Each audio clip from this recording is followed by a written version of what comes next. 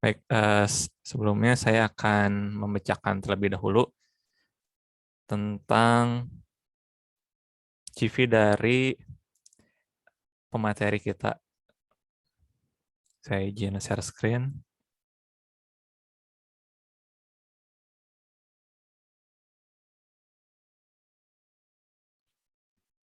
Baik, materi yang akan kita dengar yaitu Analytic dan Data Visualization for Data Driven Decision.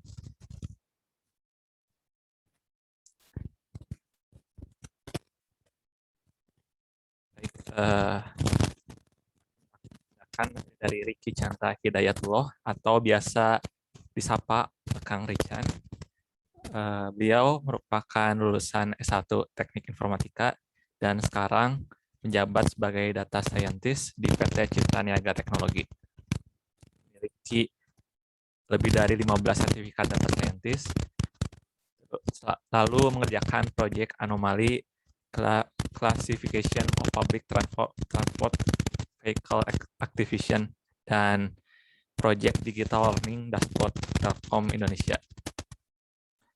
Beliau juga banyak bekerja di lembaga charity dan business company, Education Institute, Health Institute, Training Institute, HR Consultant, Procurement of Good and Service, Creative Marketing Communication, Marketing and Print Collateral, Media Management, Event Multimedia, dan lainnya. Beliau juga berpengalaman dalam visualisasi data menggunakan Google Data Studio dan juga mengisi workshop tentang data mining untuk rumah zakat. Lalu beliau juga mempunyai beasiswa dari pemerintahan Provinsi Jawa Barat pada 2017 dan ada juga dari ID Camp 2020, Scholarship Indosat Ooredoo Digital Camp and Decoding, lalu Indonesia New Color and Skill Accelerator Center, IBM, dan Decoding. Baik, karena pemateri kita sudah ada di tengah-tengah kita, mari kita sambut dan sapa dulu. Baik, ya, Assalamualaikum Kang Richan. Waalaikumsalam warahmatullahi wabarakatuh. Suara saya jelas? Ya, alhamdulillah jelas, sangat jelas Kang. Alhamdulillah. Baik Kang, di materi kali ini kita akan membahas data, analisis dan data ya Kang? Ya. Ya, kebetulan juga nih, saya juga mahasiswa dari jurusan Sistem Informasi. Jadi materi ini sangat relate gitu sama jurusan saya. Dan di semester sebelumnya juga ada sistem pendukung keputusan, di mana di sini kita akan membahas bagaimana cara menganalisis data dan untuk mendapatkan sebuah keputusan ya Kang. Ya. Yap.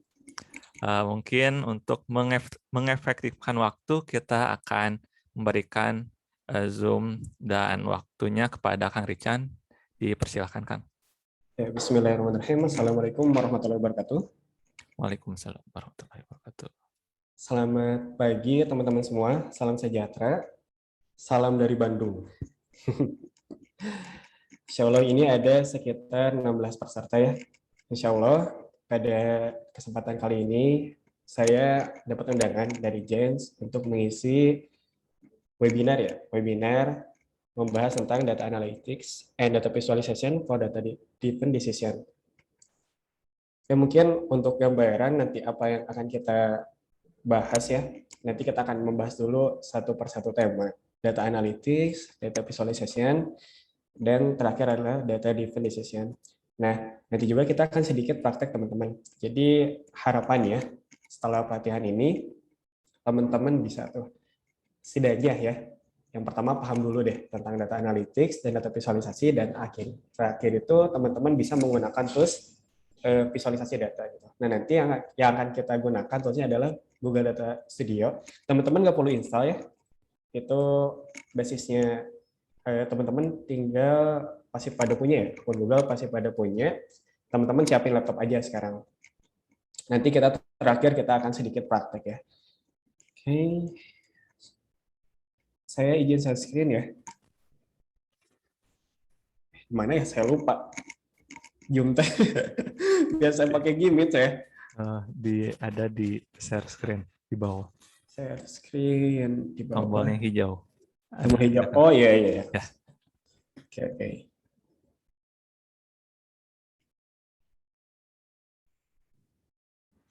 Oh bentar nih, settingan Mac dia harus ini dulu, harus barisan settingan bentar ya.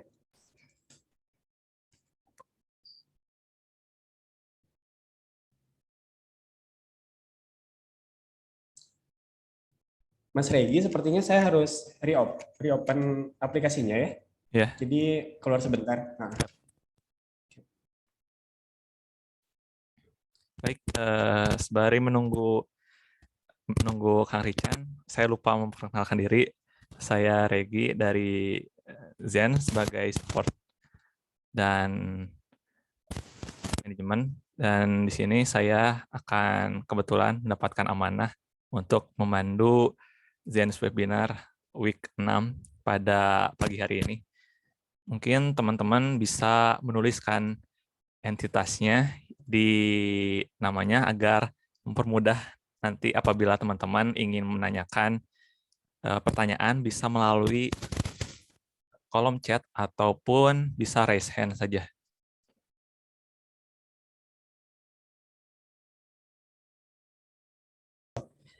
Mas Regi masih di disable. Ya, sudah dijadikan co-host lagi. Oke. Ada nggak? Ya. Ada. Sekarang di slide bukan? Betul, Kang. Oke. Ya, bismillahirrahmanirrahim. Ini ya temanya. Jadi saya sedikit bercerita ya tentang portofolio yang pernah saya atau pekerjaan yang pernah saya lakukan, terutama 2 poin ini ya. Ini side project. Jadi teman-teman ini pesertanya dengar-dengar ada SMA ya, ada SMA, ada mahasiswa ataupun yang udah profesional.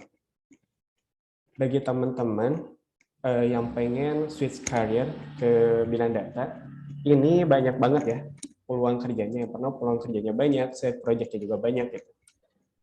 Jadi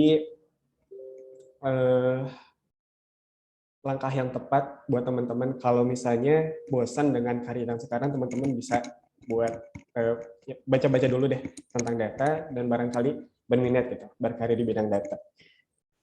Teman-teman bisa cek ya di lowongan kerja, mungkin search di Google atau di LinkedIn ya. Nah teman-teman LinkedIn coba bikin akunnya nih para mahasiswa atau para profesional ataupun yang lain yang belum punya LinkedIn, bikin LinkedIn-nya gitu.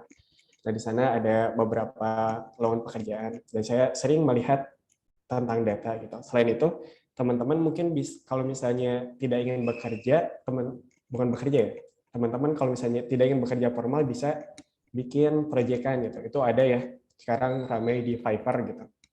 Teman-teman nanti tinggal bikin gigs atau profil, nanti teman-teman bisa jualin tuh. Dan biasanya bayarannya $. Nah, kayak gitu.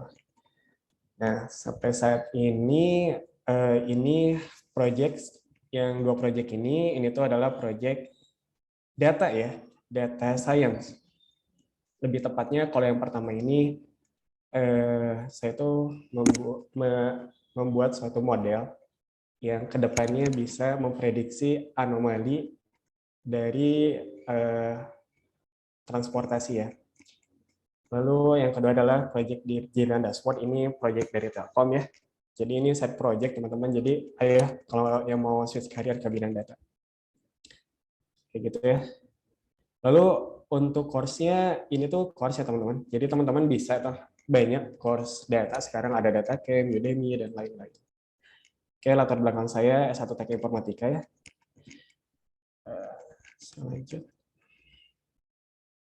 Oh ya teman-teman, bagi teman-teman yang ingin belajar tentang data, saya baru ngerintis YouTube. Teman-teman bisa cari aja, atau linknya nanti saya simpan di deskripsi ya setelah latihan ini. Siap, Bang. Ya, currently baru 3 pet ya. Ada data science on Google Cloud, ada belajar Google BigQuery, ada belajar cepat membuat visualisasi data dengan Google Data Studio yang nanti kita akan praktikkan di akhir gitu. Nah, teman-teman kalau misalnya teman-teman nanti nggak cukup belajar pada saat itu karena nanti hanya jenala aja teman-teman nggak akan mendalam ya. Saya hanya mengenalkan aja bagaimana cara membuat visualisasinya. Nah, teman-teman bisa nanti mengunjungi YouTube-nya ya. Insya Allah ke depan saya ada keinginan buat memperbanyak lagi kontennya, terutama tentang programming dan data. Jadi nanti teman-teman mungkin nggak asing ya dengan kata gitu ya, machine learning, data analytics, data visualisasi, ataupun yang lain-lainnya. Pokoknya semua hal tentang di bidang data ya, insya Allah. Oke, nanti apa aja yang akan kita bahas teman-teman? Yang pertama ya ini ya, analytics and data visualization. Yang kedua, who is taking role for this job. Yang ketiga, kita akan mempelajari langkah-langkah memvisualisasikan data. Yang keempat, saya akan memperkenalkan beberapa tools aplikasi ya, aplikasi untuk memvisualisasikan data. Dan yang terakhir, kita akan sedikit praktek ya. Jadi, ayo masih ada waktunya buat mempersiapkan laptopnya. Oke.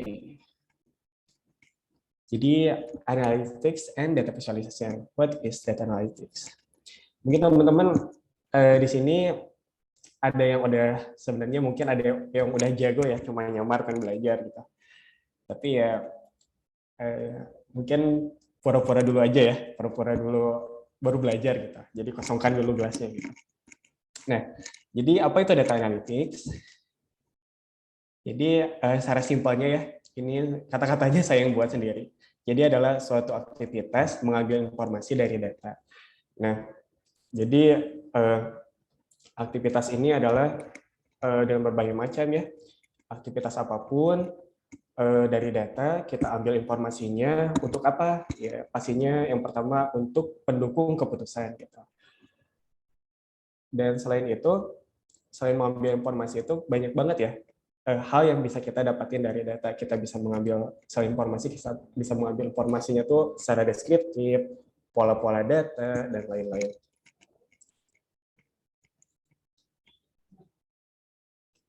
Nah, teman-teman, misalnya saya ngasih sebentar ya, biar saya tenang. Ini harus sambil dicas ya.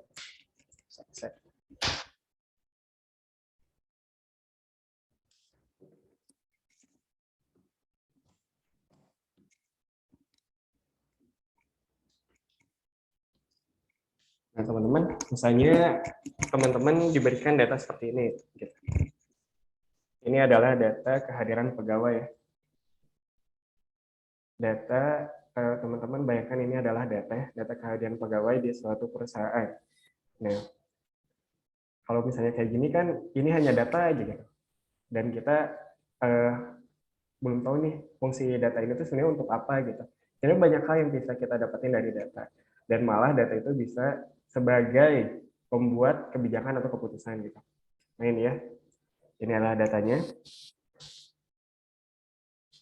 Lalu selanjutnya kita membuat summary-nya teman-teman. Kan ini udah bisa dalam bentuk informasi ya. Jadi data dari data mentah itu kita buat summary-nya. Kita bisa lihat nih di sini bahwa karyawan dengan NIP 1103 adalah karyawan rajin misalnya ya. Dengan jumlah masuk 22 tanpa alfa, cuti, sakit, telat. Wah, ini keren banget lah. Lalu kita bisa lihat juga ini 1156 perlu di ini ya, perlu ditelisiki gitu ya. Kenapa dia cutinya banyak banget ya, sampai 11 kali cuti. Dan kita juga bisa lihat informasi di sini 1180 sakitnya, Masya Allah ya, banyak banget. Dia izin sakit gitu. Nah, lalu selain informasi dan statistik, selain summary-nya, kan di sini kita bisa membuat apa ya, seperti tracking karyawan ya. Kita bisa bertanya gitu, kenapa sakit apa gitu, misalnya yang 1180 ini. Mungkin kita bisa bantu gitu, sebagai perusahaan yang peduli gitu. Nah, lalu ini juga yang cuti, apakah cutinya kenapa? Apakah karena cuti misalnya kuliah, atau cuti hamil, atau apa gitu. Selanjutnya, nah, next level dari kita summary ya. Ada next level-nya nih dengan melihat pola dari data. Nah, ini kita udah main ke arah data mining ya, tapi data mining yang sederhana gitu. Nah, misalnya nih di hari Senin dan Jumat jumlah keterlambatan itu sangat tinggi gitu. Senin dan Jumat, Senin ada 7 ya, Jumat ada 5. Nah, kita bisa analisis gitu ya, kenapa hal ini terjadi gitu. Kenapa Senin terlambatnya lama? Kita asumsikan saja seperti ini. Jumat, mereka tuh pada pulang kampung, pulang lagi ke kotanya jam 12 malam gitu. Terus dia bangun telat gitu. Ya itu asumsinya gitu. Kita asumsikan saja seperti itu. Sehingga itu dia jadi terlambat gitu. Lalu ini juga bisa didukung ya kalau asumsi saya tadi itu dengan pulang cepat gitu. Karena dia tahu mau pulang kampung dan pengen lama, jadi Jumat tuh udah berangkat gitu, makanya dia pulang cepat gitu. Misalnya jam 2 udah pulang gitu. Sedangkan kan rata-rata itu kita pulang jam 4 atau jam 5 ya. Nah, asumsikan aja seperti itu gitu. Nah, kan ini sebenarnya bakal mempengaruhi performa dari perusahaan ya. Jadi yang terlambat, yang apa, yang pulang cepat, pasti akan mempengaruhi performa dari perusahaan. Sehingga kita harus mencari jalan tengah agar performa perusahaan tetap baik dan karyawan pun tetap merasa adil gitu, merasa dia tuh nyaman gitu. Nah, maka dari itu terbitlah kebijakan dari hasil data yang tadi gitu, data yang telah kita analisis bahwa penataan jam kerja karyawan khusus untuk hari Senin dan Jumat gitu. Muncullah hal ini gitu. Lalu setelah kebijakan keluar, kita buat peraturan. Jadi peraturan jam kerjanya seperti apa. Nah, jadi hari Senin itu jam kerjanya dimulai jam 10 gitu. Kan jadi enak ya, perusahaan enak, karyawan enak juga. Hari Jumat diakhiri jam 12. Jam 2 ya. Hari Jumat diakhiri jam 2. Dan sisa jam kerja dikompensasi ke hari lainnya. Misalnya Senin kan kalau misalnya mulai dari jam 8, berarti 2 jamnya itu dipindah ke Selasa dan Rabu gitu. Dan yang Jumat juga dipindah juga Selasa, Rabu, Kamis berarti ya. Yaitu tinggal sisa jam kerjanya dimasukin aja ke situ gitu. Misalnya pulangnya jadi jam 6 gitu. Kalau misalnya maksimal jam 5 berarti nambah sejam berarti sampai jam 6 gitu. Dan itu menurut saya adil gitu. Jadi adil bagi perusahaan dan nyaman juga bagi karyawannya kayak gitu. Nah, ini adalah salah satu pemanfaatan data bagi suatu kebijakan dan bagi suatu kebijakan dan peraturan. Jadi istilahnya kita mencari hal-hal yang buat kita performa perusahaan naik, karyawan nyaman gitu. Nah, seperti itu. Ini contoh kecil aja ya. Lalu lanjut, kita akan membahas tentang apa itu data visualisasi. Jadi, data visualisasi adalah penyajian informasi dalam bentuk grafik yang diperoleh dari data. Mungkin teman-teman nggak asing ya, apalagi sangat bertebaran sekarang seperti teman-teman buka IG, tiba-tiba ada grafik COVID gitu. Kan sekarang lagi rame ya. Bukan lagi rame, emang rame gitu. Tentang COVID, terus dibuat grafik-grafik. Misalnya melihat grafik Bandung paling tinggi, misalnya provinsi ini paling tinggi, seperti itu. Nah, itu adalah grafik, teman-teman. Dan itu adalah visualisasi data.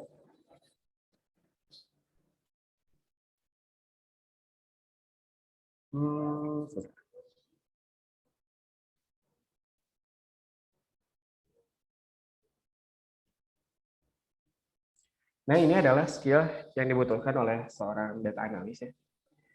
Saya mungkin di sini menyebutnya orang yang mengerjakan visualisasi data itu adalah seorang data analis ya. Sebenarnya tiap perusahaan beda-beda ya. Ada dia data visualisasi itu sebagai divisi tersendiri, ada seorang data analis itu mengerjakan visualisasi. Nanti kita bahas di slide selanjutnya itu. Jadi skill yang dibutuhkan sebenarnya ada banyak ya. Cuma saya ringkas dan saya merasa ini cukup gitu. Jadi minimal satu tool visualisasi data yang base code atau drag and drop. Nanti kita bahas juga ya, yang code base itu seperti apa sih gitu. Yang drag and drop juga seperti apa. Nah, yang drag and drop ini nanti akan kita pastikan ya di akhir. Lalu yang kedua adalah berpikir kritis dan rasa ingin tahu yang tinggi. Jadi ketika melihat data, seorang data analis, data scientist, itu pasti penasaran gitu. Ini data kira-kira bisa dijadikan apa gitu, dan kita bisa dapat insight apa dari data ini. Nah, selain itu ilmu statistik ini penting banget teman-teman, karena dalam membuat grafik, kita nggak bisa salah-salah gitu. Misalnya grafik informasi ini dibuat grafik seperti ini, dan tidak, kalau misalnya kita asal-asalan, kadang jadi visualisasinya tidak menggambarkan apa-apa gitu. Dan yang terakhir adalah menganalisa, ini yang menganalisa harusnya di awal, menganalisa, menyajikan, dan menginterpretasi data. Jadi kemampuan komunikasi ya. Sekarang kita punya visualisasi, tapi penyampaian kita nggak bagus gitu. Jadi ini penting banget gitu, antara kita bisa visualisasi dan mengkomunikasikannya. Kayak gitu. Nah, teman-teman. Berangkat dari pertanyaan, bagaimana perkembangan penjualan perusahaan pada beberapa tahun terakhir, dan kantor cabang mana yang paling baik perkembangannya? Coba teman-teman, lebih mudah mana membaca, bukan grafik ya, table atau grafik? Ini di unmute ya? Grafik kan? Oh, boleh. Yang mana coba? Pasti yang grafik ya? Ya, pasti grafik. Ya, pasti yang grafik. Ya, kita bayangkan aja gitu, kalau misalnya kita dari membaca informasinya dari table. Bandung 332 ke 333 berarti naik 1, berarti agak naik. Naik ke 400, wah berarti agak gede nih naiknya. Berarti agak naik lagi grafiknya. Nah, dari 400 ke 521, wah ini agak signifikan naiknya, agak gede. Oh, berarti ini bagus nih. Terus satu-satu gitu. Jakarta, Pekalongan, Aceh, dan Kediri dibaca seperti itu satu persatu gitu. Kan ini yang pertama membuang waktu, dan kadang kalau saya sendiri ya, kadang nggak teliti gitu. Misalnya 332 ke 333, kayaknya turun deh ini. 332 teh gede sama 333 teh gede mana gitu. Kadang kan kalau misalnya lagi nggak konsen kan bisa terjadi seperti itu. Nah, maka dari itu, kenapa ada ilmu data visualisasi, yaitu agar memudahkan manusia dalam membaca suatu informasi. Seperti itu, teman-teman. Jadi nanti ya, kalau misalnya yang masih punya data tapi tidak divisualisasikan, ayo deh visualisasikan gitu, biar teman-teman mudah gitu. Nah, ya harapan dari pelatihan ini, teman-teman bisa memvisualisasikan data sehingga teman-teman bisa menerapkannya nanti di kerjaan teman-teman. Oke, lanjut. Nah, ini yang kedua nih. Metode pembayaran mana yang paling favorit? Ini kecil ya, bentar ya. Itu embedded dari Google Data Studio. Coba kita klik. Gimana cara menghilangkan ini?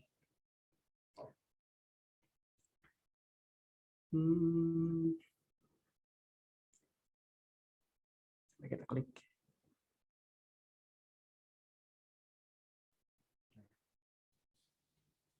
Nah, nanti ini ya yang akan kita praktikkan ya. Nah, teman-teman, tadi pertanyaannya mana? Metode pembayaran mana yang paling favorit? Nah, kalau misalnya teman-teman, oke lah, kalau datanya sedikit ya, misalnya datanya 5 gitu. Teman-teman misalnya ditanya seperti itu, dia pasti bisa langsung jawab ya. Misalnya ada 4 payment e-wallet dan 1 credit card. Ya berarti e-wallet paling banyak gitu. Dan itu datanya sedikit dan teman-teman masih bisa baca. Gimana kalau datanya banyak, teman-teman, ratusan aja kayak sekarang, ada 303. Kan harus hitung satu-satu ya. Harus hitung satu-satu. Nah, dan visualisasi gimana? Menjadi lebih mudah kan ketika kita, dan sekilat gitu, ketika kita misalnya dari atasan misalnya minta informasi ke kita, kan coba lihat payment mana yang paling banyak digunakan. Nah, saya langsung lihat aja nih visualisasi, tak udah dapat nih, wah ternyata yang cash ya, payment secara cash ya, yang cash itu lebih banyak dari yang lain, tapi tidak perbedaannya tidak terlalu signifikan ya, karena ini nggak beda jauh gitu. Seperti itu, teman-teman. Nah, itu ya. Oke, kita besar lagi.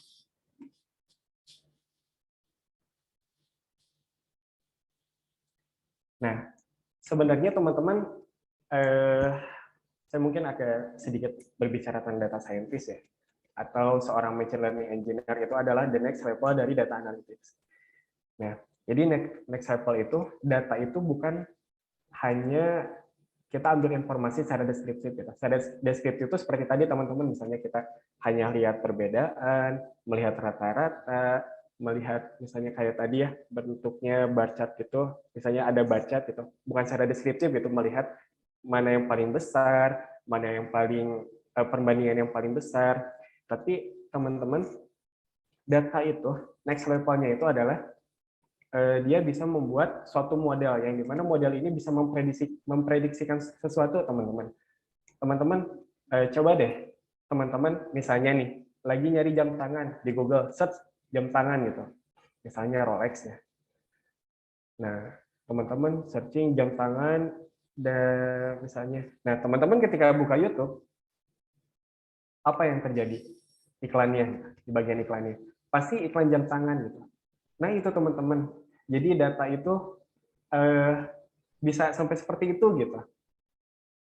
Cara pengolahannya adalah data kita diambil, teman-teman, data perilaku kita. Jadi data misalnya kita cari jam, di save ke model. Nah dari model itu dia mendeteksi kalau misalnya si orang ini tuh ternyata lagi cari jam. Nah setelah itu direkomendasikan ketika teman-teman lihat YouTube, itu keluarnya iklan-iklan jam tangan, teman-teman. Jadi itu adalah next level dari yang tadi kita bahas ya. Dari sekedar hanya analisis gitu. Bisa jadi suatu model yang bisa memprediksikan sesuatu gitu. Nah ini ya banyak digunakan oleh perusahaan-perusahaan besar ya, seperti YouTube, Google, dan ini para unicorn-unicorn ya, Bukalapak, Tokopedia, Shopee, seperti teman-teman dari jam tangan, misalnya cari tas ya, jam tangan terus. Cari tas misalnya. Nah, di bawahnya itu kan suka ada rekomendasi ya, rekomendasi tas lagi gitu. Tas yang misalnya harganya nggak jauh dari yang teman-teman cari gitu. Kayak gitu. Nah, mungkin istilah-istilah sekarang ya banyak bermunculan, mungkin teman-teman nggak asing dengan istilah machine learning ya. Nah, kalau yang tadi itu namanya recommendation system, yang apa tuh merekomendasikan, misalnya kayak tadi teman-teman cari jam, tiba-tiba di YouTube itu muncul iklan jam tangan gitu. Nah itu ini nama teknologinya, cabang dari machine learning. Lalu teman-teman juga dari data dibuat model bisa memprediksikan customer churn, artinya customer yang beralih gitu. Misalnya teman-teman punya perusahaan. Nah, teman-teman objektifnya adalah bagaimana cara mempertahankan pelanggan sebesar berapa persen misalnya. Bagaimana cara mempertahankan pelanggan. Nah, yang pertama dianalisis kan data customer ya, pasti data customer gitu. Nah, mungkin dianalisis dulu secara deskriptif, setelah itu nanti teman-teman bisa tuh ke depan, setelahnya adalah membuat model, memprediksikan ini ke depan kira-kira gimana nih yang bakal customer yang bakal berpindah itu seberapa banyak, dan mungkin teman-teman dari situ bisa membuat strategi-strategi gitu. Nah ini adalah different decision itu di sini gitu teman-teman. Lalu teman-teman bisa membuat forecasting dan image detection. Nah ini adalah image detection itu data ya, tapi datanya nggak tabel ya teman-teman. Image itu data juga teman-teman. Disebutnya adalah data tidak terstruktur. Jadi data itu data gambar, di dalamnya itu angka-angka teman-teman. Di dalam gambar itu angka-angka. Nah, mungkin teman-teman nggak asing dengan istilah kayak misalnya ngedeteksi. Mungkin pernah ngelihat video misalnya ada yang kayak gini-gini terus ada muncul kotak ini handphone gitu. Nah, itu tuh adalah salah satu produk dari machine learning teman-teman. Ya, yaitu computer vision atau image detection. Jadi secara prosesnya teman-teman, kita melatih model untuk mengenali gambar HP. Jadi kita kumpul cara prosesnya ya, mengumpulkan banyak gambar handphone, lalu dan gambar-gambar lainnya, sehingga model ini tahu kalau ini tuh handphone gitu teman-teman. Nah ini adalah next level dari data teman-teman. Oke. Nah next level lagi, teman-teman bisa melihat pola data. dari eh, dari teknologi data mining. Data mining sama machine learning sebenarnya nggak beda jauh teman-teman. Itu kayaknya ya, cuma kadang bahasanya beda. Nah, next level dari data for AI. Nah, teman-teman, misalnya nih, ini adalah data kebiasaan dari orang di suatu kota atau kampung ya, di suatu kampung misalnya. Ketika hujan, cuaca. Nah, kita sebelum ke sini, kita ibaratkan kita memiliki data banyak ya. Memiliki data banyak, kolom-kolomnya adalah weather, time, hungry, ini ya, ada 3 berarti. Nah, dari situ, dari banyaknya data itu, keluarlah pola seperti ini teman-teman. Sehingga teman-teman tuh bisa memprediksi ketika cuacanya hujan, seseorang itu naik bus gitu. Nah, ketika cuacanya berawan dan dia lapar, dia berjalan kaki gitu. Ya berjalan kaki di sini nggak tahu ya, mungkin dia jalan dulu terus mampir dulu ke restoran atau ke warteg misalnya, nggak tahu ya. Seperti itu teman-teman. Nah, ini adalah next level dari data ya. Luar biasa sekali teman-teman. Dan teman-teman jangan ragu gitu kalau misalnya teman-teman dan masih ada waktu. Sekarang mungkin apa tuh? Ini yang dihadiri oleh mahasiswa dan siswa ya. Teman-teman bagi yang pengen switch karir atau main ke arah data itu sangat terbuka lebar sekali ya peluang-peluang kerjanya. Kayak gitu.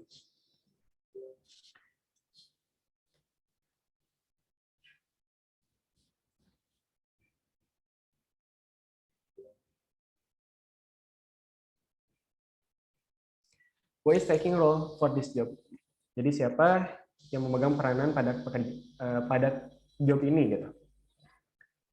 Apakah seorang data analis, apakah seorang data visualisasi, atau seorang data scientist, atau seorang data visualization, atau seorang data scientist? Tiap perusahaan beda teman-teman. Ada seorang data analis, tapi dia mengerjakan visualisasi. Ada data visualisasi itu menjadi role tersendiri gitu. Dan ada seorang data scientist. Kalau data scientist itu udah pasti wajib ya, wajib banget, hukumnya wajib untuk apa tuh namanya menguasai ilmu visualisasi data. Karena pasti dari teknik analisis statistik, dari dia outputnya pun itu dalam bentuk visualisasi gitu yang dikerjakan oleh seorang data scientist. Oke, nah ini bagi ada petinggi perusahaan yang mengikuti webinar ini, mungkin kenapa ya saat ini ramai diperbincangkan seorang data scientist, data analis, data gitu. Nah, jika perusahaan bapak-bapak itu memiliki data dan bapak-bapak tidak tahu data ini bisa jadi apa, barangkali itu tuh adalah harta karun gitu bapak-bapak. Barangkali itu adalah harta karun yang bisa meningkatkan performa perusahaan gitu. Maka dari itu, kalau misalnya yang belum ada, bapak-bapak boleh tuh invest misalnya hire aja orang profesional data scientist, profesional data analis atau profesional data lah gitu. Atau ada 2 cara. Yang pertama adalah invest dengan cara meng-hire. Yang kedua adalah invest dengan cara satu karyawannya dikorbankan untuk bekerja, untuk dia dipindahkan ke divisi atau membuat divisi baru tentang data gitu. Nah, lalu dibiayai pelatihan gitu. Nah, ini adalah beberapa course yang menurut saya bagus gitu. Ini DataCamp, Udacity, Udemy, ini bagus-bagus ya course tentang data ya. Mungkin nanti cari aja data analis apa gitu, data science, bootcamp misalnya.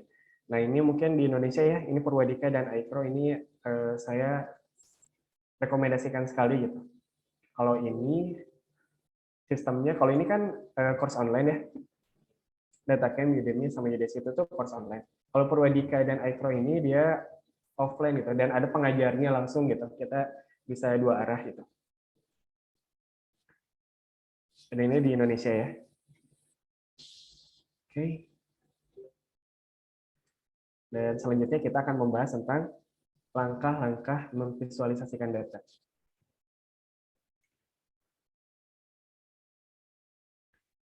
Step 1, bentar ya.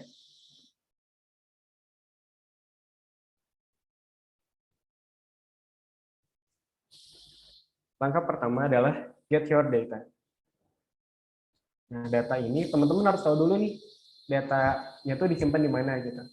Misalnya kalau perusahaan kan pasti ada tempat penyimpanan data ya, entah itu di Excel, entah itu di Google Spreadsheet, entah itu di database SQL, misalnya di MySQL, di PostgreSQL, atau di Microsoft SQL Server, atau disimpan di MongoDB, dan lain-lain gitu. Nah, ini adalah beberapa database gitu. Nah, yang berfungsi untuk menyimpan data. Nah, ini juga ilmu yang harus teman-teman pahami adalah bagaimana cara menyimpan data ke tempat gitu. Ke suatu tempat, yaitu yang dinamakan dengan database.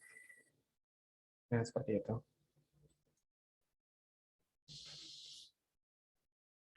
Lalu, langkah kedua adalah clean your data. Nah, setiap data pasti beda ya perlakuannya, tapi ini secara generalnya adalah beberapa hal yang beberapa hal yang kita lakukan ketika kita menemui data itu tuh nggak langsung divisualisasi langsung gitu teman-teman. Kita harus setelah kita ambil datanya, get your data diambil, misalnya kita gunakan tools apa gitu ya, Python atau pakai Excel juga bisa. Misalnya kita melakukan menghapus variabel yang tidak perlu gitu. Jadi misalnya ada kolom yang tidak perlu dan tidak perlu dianalisis, dihapus dulu aja gitu. Dihapus dulu. Yang kedua adalah menghapus rows yang duplikat atau data yang duplikat yang misalnya biasanya ini karena kesalahan input teman-teman. Misalnya nggak sengaja atau kesalahan sistem nggak sengaja ke enter 2 kali gitu. Lalu mengatasi outlier atau data yang invalid gitu. Nah, ini outlier itu mungkin ada teknik statistiknya ya. Ini teman-teman kalau saya menjelaskannya juga, oke lah, saya jelaskan aja tentang outlier. Ini adalah data pencilan teman-teman. Data yang keluar dari nilai ekstrim. Nah, ini adalah salah satu teknik statistika. Nah, kenapa penting ya? Karena ini teman-teman, kita mulai dari mempersiapkan data sampai memvisualisasikan tuh, kita perlu gitu. Ilmu statistika itu sangat diperlukan teman-teman. Lalu invalid data. Nah, ini invalid data mau diapain? Mau dihapus, atau misalnya diisi ngasal, atau misalnya diisi secara prediktif dengan cara membuat model, sehingga kita bisa mengisi data invalid itu dengan nilai, misalnya nilai yang diprediksikan gitu. Dan lain-lain ya teman-teman, dealing with missing value. Jadi data yang missing value, yang kehilangan. Nah, misalnya gini teman-teman, kan kadang ada ya misalnya data yang misalnya data keberapa dari berapa kolom, misalnya data jenis kelaminnya nggak ada. Nah, itu tuh kita sebenarnya ya, jangan ada mungkin ya langsung aja data dapat divisualisasikan gitu. Sedangkan data yang seperti itu sebenarnya harus ditangani dulu teman-teman, data yang kosong itu gitu. Kan nanti jadi nggak valid ketika kita menampilkan perbandingan customer pria dan wanita misalnya. Kan ini kan datanya nol ya. Nah, teman-teman mau diapakan data yang nol ini ya? Apakah akan dihapus atau tadi diisi secara prediktif atau misalnya secara intuisi ya? Misalnya nggak salah aja diisi gitu. Karena melihat oh ini mah kayaknya laki-laki gitu. Misalnya atau misalnya ini mah kayaknya perempuan, misalnya beli make up gitu. Oh ini mah kayaknya perempuan deh. Tapi katanya laki-laki juga ada ya yang beli make up. Nah, lalu standarisasi atau or categorizing values. Jadi misalnya ada di suatu kolom laki-laki, di isinya kolom tersebut adalah laki-laki dan perempuan. Tiba-tiba laki-laki perempuan, cowok perempuan, laki-laki perempuan. Nah, cowok ini kan sebenarnya laki-laki ya teman-teman. Nah, itu harus di standarisasi dulu ya, mau laki-laki atau cowok ini teh. Nah, berarti karena kita melihat laki-laki lebih banyak ya, maka yang cowok ini kita replace aja jadi laki-laki. Karena kalau misalnya nggak di replace, itu akan menjadi kategori baru ya. Jadi nanti ada 3 dong kategorinya. Ada laki-laki, cowok, dan perempuan gitu. Sedangkan kan sebenarnya itu 2 gitu. Cowok itu adalah laki-laki. Lalu correcting typographical errors. Nah ini mungkin sering terjadi, nggak tahu ya. Tapi saya jarang ngelihat data typo gitu. Tapi mungkin saja terjadi. Lanjut. Nah, teman-teman, ini moderator boleh dibuka ininya, unmute-nya. Bagi teman-teman yang ingin menjawab ya. Kira-kira nih, data mana saja yang harus kita perbaiki? Coba. Data yang mana? Gender. Gender. Kenapa? Ada cowok, ada standarisasi yang Nah, sip. Ada standarisasi terus? Siapa tadi yang jawab? Tadi ada Teh Fatimah. Oh, Teh Fatimah. Boleh Teh Fatimah? Ya, tadi ya, benar ya kata Teh Fatimah. Yang cowok itu harus standarisasi ya, jadi laki-laki ya. Lalu ada yang mau jawab lagi? Ini banyak nih yang perlu di-cleaning. Kira-kira apa? missing value, Missing value ada di mana? customer type sama gender. Nah, customer type sama gender. Kalau Teh Fatimah ngelihat data seperti ini, kira-kira yang missing value ini bakal digimanain? Diisi sama Sama?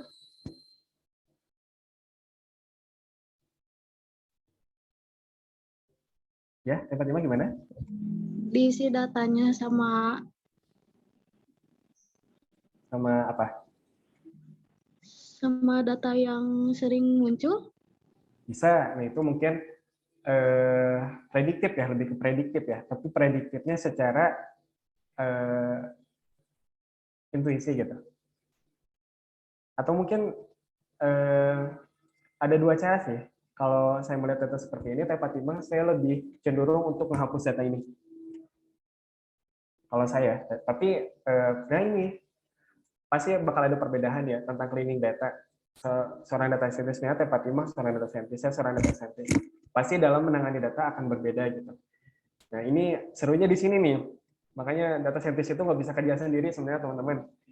Bekerja bersama tim gitu. Nah kan kayak gini misalnya Teh Fatimah punya usulan kalau misalnya data ini baiknya diisi secara prediktif gitu ya. Misalnya kita buat model dulu ya dengan karakteristik seperti ini kira-kira karakteristik itu maksudnya dengan misalnya di cabang C di kota Jakarta dengan gender laki-laki dan produk lainnya elektronik aksesoris.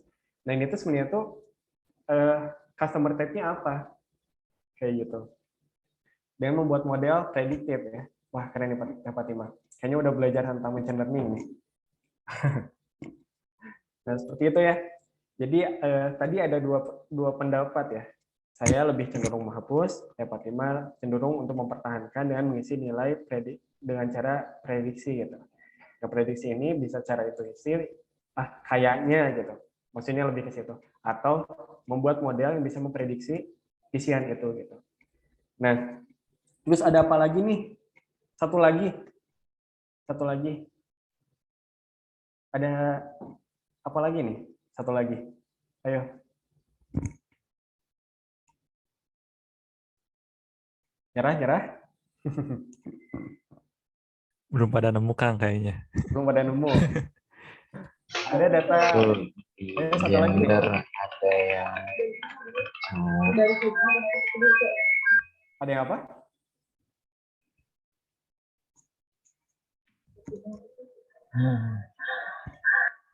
Nyerah. Tuh Kang ada di chat Kang. Oh, ada di chat. Double data katanya. Dian double Habibi. data? Sip. Tadi nyari mana? Ya, betul. Ada yang double data. Tedian ya, Fitri. Oh, Alvino tadi udah dibahas ya. Yang ini ya, cowok. Berarti yang cowok tadi tuh kita standarisasi ya, jadi laki-laki. Double data, betul. Ini ada di rows terakhir ya. Nah, ini. Nah, ini perlu dihapus ya, teman-teman, data duplikat seperti ini. Karena nanti akan mempengaruhi analisisnya, teman-teman. Misalnya, mau lihat apa tuh namanya, perbandingan antara customer laki-laki dan perempuan, kan ini jadi nambah satu ya, kalau yang perempuan. Nah, kayak gitu. Nah, ini penting teman-teman ketika kita udah mendapatkan data, gak langsung divisualisasi gitu. Tapi kita harus melalui tahap clean data gitu, data cleaning. Agar hasil dari analisisnya itu lebih valid dan lebih kuat gitu. Nah, seperti itu. Terima kasih tadi Teh Fatimah, Teh Dian, dan Kang Alvino ya. Oke, kita lanjut. Nah, ini adalah bentar, ini gimana nih cara actionnya? Oh, saya jarang pakai Zoom. Oke, nah ini adalah data setelah di cleaning ya. Nah, data setelah di cleaning, step yang ketiganya adalah pilih tipe chartnya. Seharusnya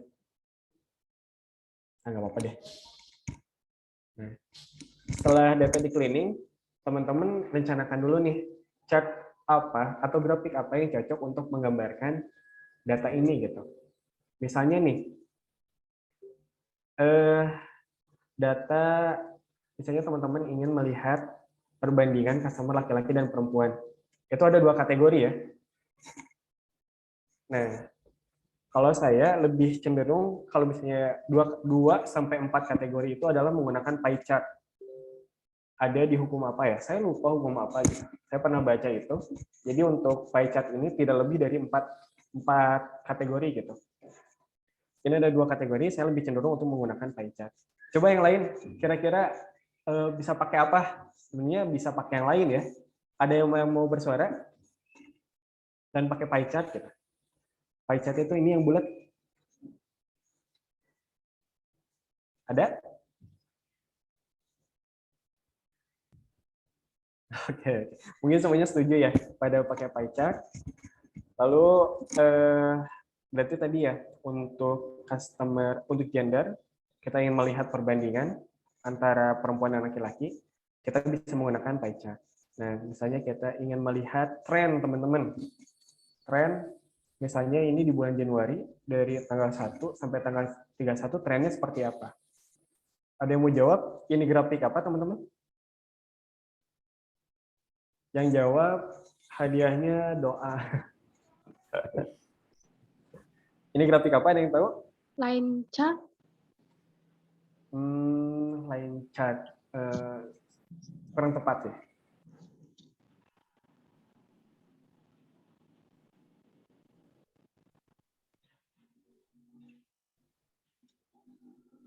Mungkin ada beberapa penyebutan ya. Line chart mungkin bisa, tapi yang sebenarnya itu adalah time series. Jadi tepatnya, wah keren ya, aktif banget. Nah ini grafik time series ya. Grafik time series ini untuk melihat tren. Nah, untuk ilmu memvisualisasikan data juga nggak asal-asalan teman-teman. Misalnya kayak kita mau melihat tren, tapi kita pakai yang ini gitu, pakai yang bar chart gitu. Kan nggak nyambung gitu. Dan nanti visualisasinya juga ancur-ancuran gitu. Nah, makanya kita harus tahu dulu nih dan harus memahami, misalnya kalau data ini, oh berarti kita pakai visualisasi yang ini. Data ini, oh berarti kita pakai visualisasi yang ini. Gitu teman-teman. Jadi pemilihan chart itu sangat penting ya teman-teman. Oke lanjut. Yang keempat adalah pilih your tool. Nah ini teman-teman, yang tadi di awal ya, apa itu code base dan drag and drop. Nah ini adalah beberapa tools visualisasi ya. Ada yang secara drag and drop, ada yang secara code base. Kalau drag and drop teman-teman bayangin aja, misalnya teman-teman ada bikin visualisasinya tinggal nge-drag, terus ada kanvas itu ada kertas gitu ya, di drop gitu, drag and drop, dan lebih mudah gitu membuatnya. Di sini ada Google Data Studio, ada Tableau dan Microsoft Power BI. Kenapa saya mengurutkannya seperti ini? Karena ini adalah urutan versi saya gitu, karena saya lebih sering menggunakan Google Data Studio, yang kedua Tableau, dan ketiga Power BI. Power BI ini jarang banget teman-teman. Yang pertama karena jangan kebutuhan.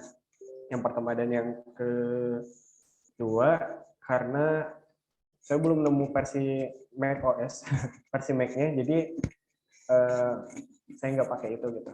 Kalau masalah ini Windows aja gitu, Microsoft Windows. Nah,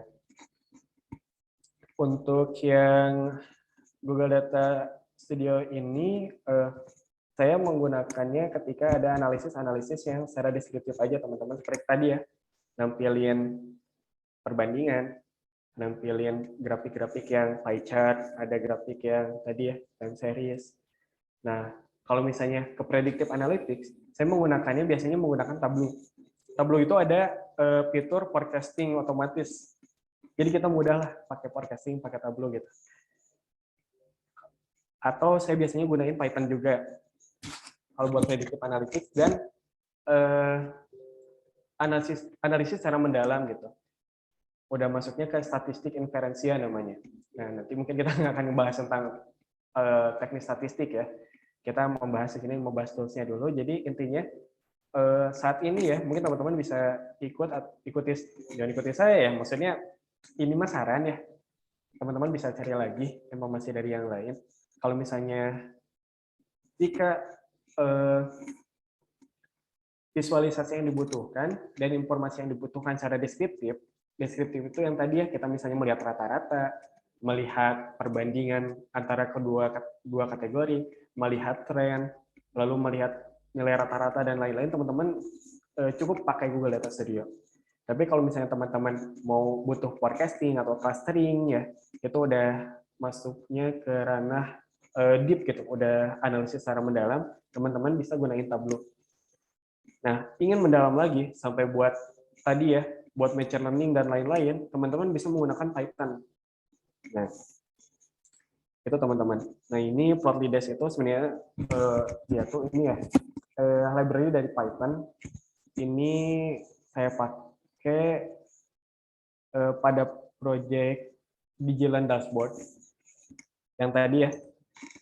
Lalu ini RStudio, ini juga coding base. Jadi kita bikin visualisasi itu yang coding. Mungkin saya akan perlihatkan ya gimana cara membuat visualisasi dari coding. Contohnya seperti ini teman-teman. Nah kayak gini nih. Nah ini adalah jadi ngoding dulu teman-teman. Mulai dari import library, nge-get data, lalu nampilin dulu datanya. Lalu ini saya buat pie chart ya. Saya buat ingin melihat payment mana yang paling sering digunakan. Kayak gitu. Atau misalnya kita mau lihat secara angka bisa di sini. Misalnya oh ini untuk melihat apa tuh namanya? Melihat tipe data. Nah, di sini enak teman-teman buat cleaning yang tadi ya, kayak standarisasi, kayak misalnya saya standarisasi itu apa ya? Mengisi nilai yang kosong, missing values, atau apa tuh namanya? Mengatasi outlier. Nah, ini enak kalau misalnya biasanya kalau cleaning data, saya prefernya pakai Python ya. Ngoding gitu, karena bagi saya lebih mudahnya seperti itu. Mungkin teman-teman yang belum belajar coding, sebenarnya bisa pakai Excel juga, pakai Google Spreadsheet bisa. Cuma saya lebih gimana kenyamanan ya, saya lebih nyaman pakai Python gitu, mulai dari data cleaning ya.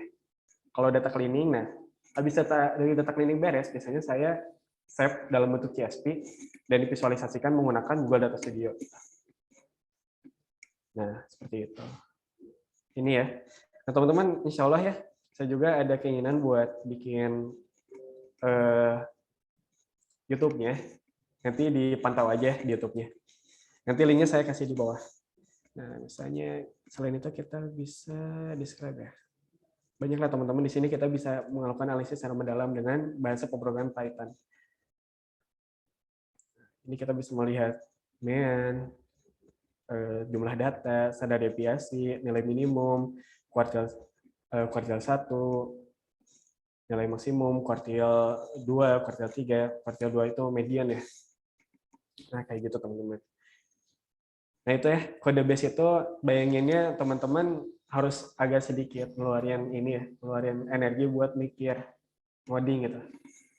Kayak gitu. Dan saya biasanya tergantung kalau misalnya ditanya, Kang, lebih sering pakai yang mana? Ya kayak tadi ya, teman-teman yang pertama tergantung permintaan, tergantung saya nyamannya pakai apa gitu. Kayak mungkin kalau di kantor saya biasanya pakai Google Data Studio gitu. Kalau di kantor klien-klien karena yang pertama dari kantornya disuruh pakai Google Data Studio dan saya juga kayaknya bisa sih pakai Google Data Studio. Kalau side project saya biasanya tergantung ya teman-teman, kayak di Jalan Dashboard yang ini saya pakai Dash Python ya, coding gitu. Bikin visualisasi, habis itu nanti outputnya tuh dalam bentuk web lah, kayak gitu. RStudio ini tuh bahasa pemrograman juga ya, sama Python kurang lebih sama, tapi karena saya latar belakangnya software software engineer, back-end developer, udah kebiasaan ngodingnya. Saya ngerasa pakai Python ini karena Powerpool gitu, Powerpool untuk machine learning dan lain-lain. RStudio juga sebenarnya ada sih fitur-fitur kayak biasanya bikin machine learning dan apa-apa, cuma kayak gimana kenyamanan aja lah itu mah. Saya lebih suka pakai Python. Dan ada pun yang spreadsheet based, kan bisa ya dari Excel atau Google Spreadsheet juga buat ini ya, buat visualisasi gitu. Nggak usah dijelasin lah, ini mah kayaknya udah pada tahu. Oke. Dan yang step kelima adalah prepare data. Bentar ya, main minum dulu. Boleh, Kang.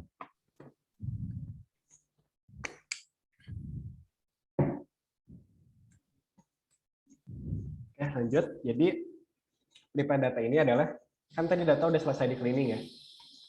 Kita pun udah beres udah merencanakan visualisasi apa aja yang akan kita gunakan gitu untuk analisis tertentu. Nah, prepare data ini adalah teman-teman, ketika teman-teman import, misalnya tadi ya, saya cleaning pakai Python, di set dari CSV, nah datanya udah dalam bentuk CSV, dan diekspor ke Google Data Studio, diimport oleh Google Data Studio buat ngevisualisasiinnya. Nah, biasanya kita perlu ada sedikit proses teman-teman, yaitu beberapa proses ya, seperti misalnya karena perbedaan tools, kita harus cek kembali tipe data. Nah, contohnya kayak gini, misalnya seharusnya tipe datanya itu number ya, tapi dia di settingan Google Data Studio-nya itu adalah teks. Nah, itu harus dibenerin dulu teman-teman jadi number. Lalu misalnya seharusnya ini date deh, tapi kenapa dibaca oleh Google Data Studio-nya teks gitu. Nah, ini juga harus dibenerin dulu sehingga si tipe datanya menjadi date. Seperti itu teman-teman. Lalu teman-teman juga bisa nge-filter dulu datanya ya. Jadi misalnya nih, dari sekian banyak data cabang gitu ya, cabangnya ada di Bandung, Cimahi, Medan, Palembang, dan lain-lain. Teman-teman misalnya cuma ingin analisis data cabang Bandung aja. Nah, difilter dulu aja tuh, di apa tuh namanya, dihapus dulu aja tuh data-data yang lain, atau misalnya dipindahin dulu data yang Bandungnya. Jadi objektifnya jelas gitu, kita hanya untuk menganalisis data cabang Bandung gitu. Atau teman-teman bisa combine variables to create new columns. Misalnya ada 2 kolom nama ya. Misalnya ada first name, ada last name gitu. Nah, teman-teman pengen digabung aja gitu jadi satu kolom gitu, jadi name aja. Jadi digabung misalnya first name-nya Ricky, last name-nya Chandra, jadi satu gitu, name dengan isinya Ricky Chandra kayak gitu. Oke. Dan step terakhir adalah membuat chartnya atau grafiknya. Yuk, kita praktek sekarang. Teman-teman, sekarang kita praktek ya. Kita akan praktek menggunakan salah satu tools yang fenomenal. Baik. Salah satu tools yang sangat ramai diperbincangkan, dan ini adalah buatan Google ya teman-teman. Jadi bukan kaleng-kaleng ya, kalau kata Mbak Elima, bukan kaleng-kaleng toolsnya gitu. Tools baru, tapi bukan kaleng-kaleng. Dan yang paling penting adalah open source, gratis gitu, gratis tapi powerful gitu. Nah, oke teman-teman, di sini ada sekitar 20 orang ya. Bisa agak susah pakai Zoom ini tuh. Gimana cara nariknya ya? Oke, dulu aja.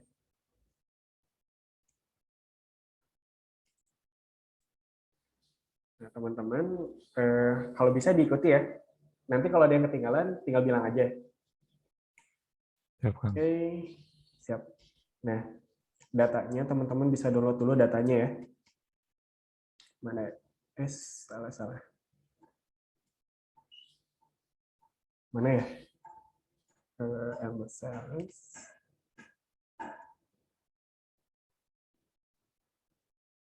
Nah, ini. Harus ini dulu ya. Ini datanya data dummy ya. datanya berasal dari Kaggle. Oh ya, nanti saya sedikit sebelum ke situ saya akan perkenalkan dulu Kaggle ya teman-teman. Buat latihan teman-teman. Jadi Kaggle ini adalah tempat kumpulan dataset teman-teman. Datasetnya macam-macam ya. Ada image, ada data biasa yang tabular. Tabular itu data tabel. Teman-teman kalau misalnya ada kosakata atau bahasa tabular itu tabel sebenarnya teman-teman. Data tabular. Teman-teman bayanginnya adalah Excel yang ada kolom-kolomnya terus ada isi itu namanya data tabular. Nah ini adalah data-data ya, dataset. Teman-teman di sini data ada banyak banget ya, misalnya coba kita search Indonesia. Paling cuan. Tuh ada data Indonesia coronavirus, ada COVID-19. Banyak ya. Nah ini teman-teman bisa download secara gratis ya, buat latihan teman-teman. Nah nanti klik aja nih download. Nah ini adalah data-datanya ya. Tuh data-datanya. Teman-teman tinggal download aja, diklik. Nah ini harus ini dulu ya. Harus login dulu, harus sign in dulu. Nanti aja lah. Nah, teman-teman nanti teman-teman di ini aja ya, dicoba ya buat latihan. Ngambil datanya dari sini. Untuk yang sekarang teman-teman saya kasih linknya dulu. Anyone with link, copy dan chat. Nah, coba teman-teman itu diklik ya. Lalu klik file. Wah, ini udah ada yang masuk nih. 1 orang. 2, Warino. Siapa? Oh, ini mah ininya. Oh, 3, 4, 5. Wah, Masya Allah. Pada ngikutin. Oke. Nah, teman-teman, di ini ya, klik yang download, di save PDF mana? PDF CSV aja nih. Di save dalam bentuk CSV. Setelah itu, teman-teman di-download dulu aja.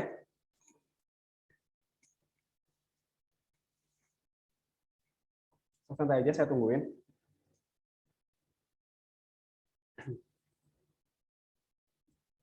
Nah, kalau ada yang ketinggalan, teman-teman dikasih tahu aja ya, di chat gitu. Kan saya ketinggalan gitu. Nah, ini Nah, setelah di-download, teman-teman buka Google Drive teman-teman. Jadi enaknya kalau sesama produk Google, itu tuh udah saling terintegrasi ya. Jadi nanti di Google Data Studio-nya gampang kita bikin koneksinya. Jadi dari Google Sheet ke Google Data Studio gitu. Nah, misalnya nih di mana ya? Teman-teman buat folder aja. Misalnya foldernya dataset. Create. Nah, nanti simpan datanya di situ teman-teman. Simpan datanya di folder yang teman-teman buat. Oke, saya tunggu 5 menit ya. Ini ada banyak ya? 5, 9. Ayo.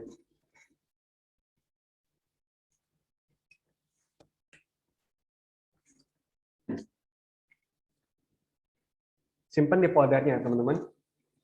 Simpan dulu datanya di folder.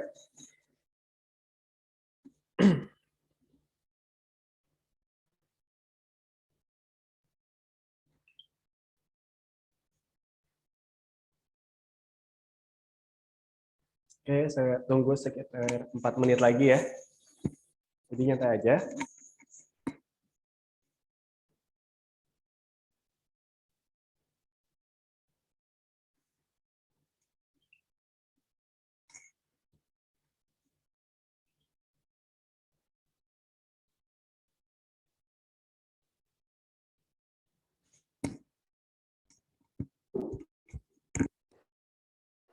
Nah, ini ya. Tutup.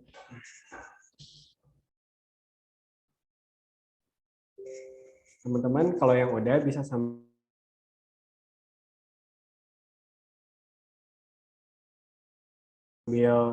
di mampir gitu ke YouTube saya. Nanti insya Allah ya ke depan saya ada rencana buat bikin untuk ini ya, untuk tutorial Python, mungkin ke depan insya Allah ya, machine learning juga, terus tools visualisasi data yang lain, mungkin nanti ada sedikit ke Tableau ya, Tableau, lalu nanti kita juga bikin pakai Codebase juga, pakai Plotly, pakai Plotly-Desk, insya Allah ya, semoga ke depan, mungkin setelah project, mungkin setelah turun, mungkin bulan depan ya, mulai ramein lagi YouTube, sekitar bulan depan. Nah, kalau misalnya teman-teman buat awalan, teman-teman kalau misalnya yang Quick Labs ini, teman-teman di ini dulu aja. Takutnya teman-teman pas terjun langsung bingung, karena ini udah kayaknya intermediate lah, level intermediate. Kalau belajar BigQuery ini situsnya tuh berbayar, teman-teman. BigQuery itu berbayar, tapi teman-teman sebenarnya dapat gratis dulu 1 bulan gitu.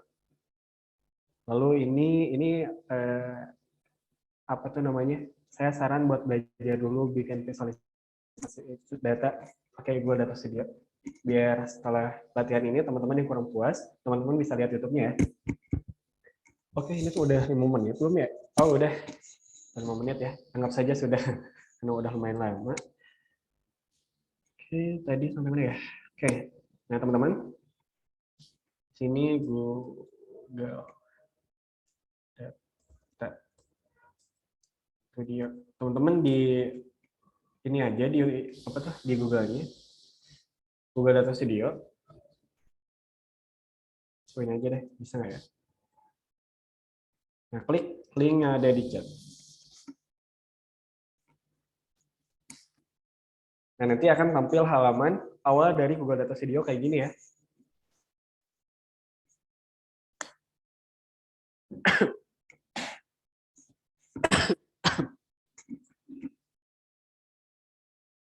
Nah, hal yang pertama akan kita lakukan adalah membuat data source.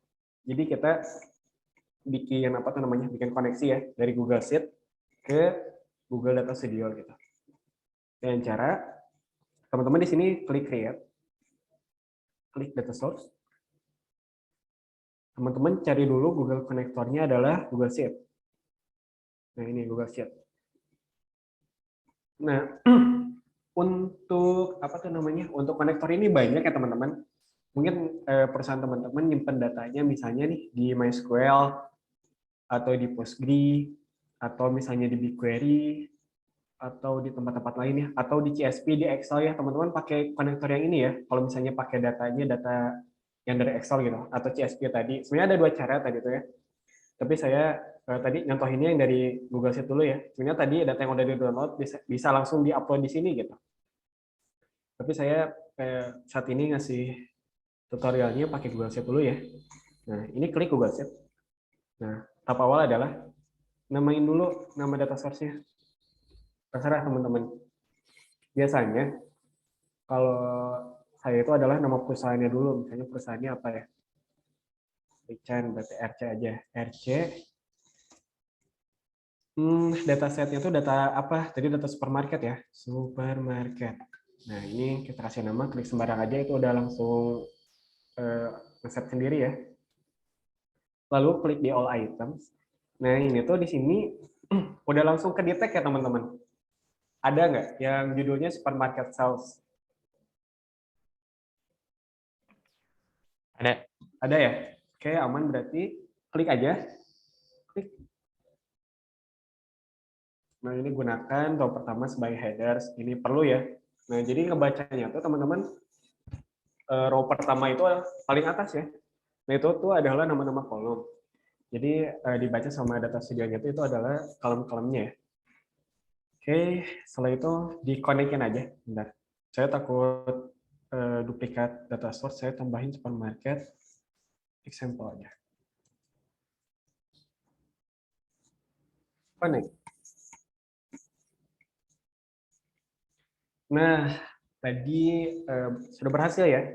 Setelah itu kita prepare data dulu gitu. Dengan cara kita cek dulu nih tipe data dari masing-masing kolom. Branch isinya teks benar, city ini tuh geo ya teman-teman. Benar.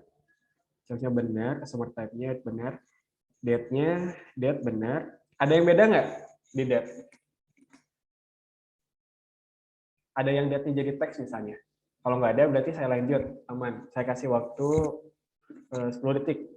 10, 9, 8, 7, 6, 5, 4, 3, 2, 1. Oke, berarti aman semua ya. Untuk gender, teks benar, gross income pasti angka, gross margin pasti angka, invoice pasti teks isinya, payment juga teks, payment itu yang tadi ya, cash, dan lain-lain.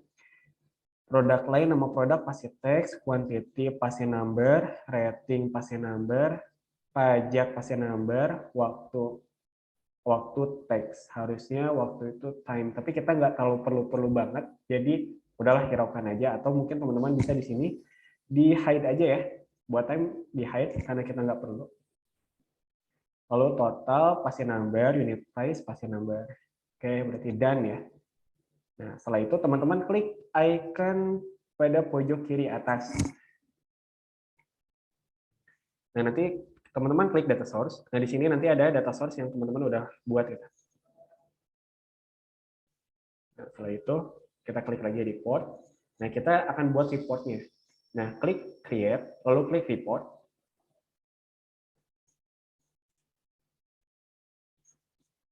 Nah, di sini my data source. Nah, di sini kita cari yang tadi. Nah, saya yang ini ya. Klik add. Oke, nah muncul data kayak gini ya.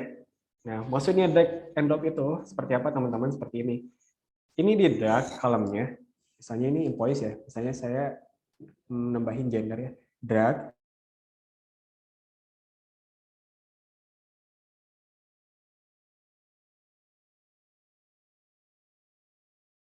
Tambah gitu. Oke, ini hapus dulu aja.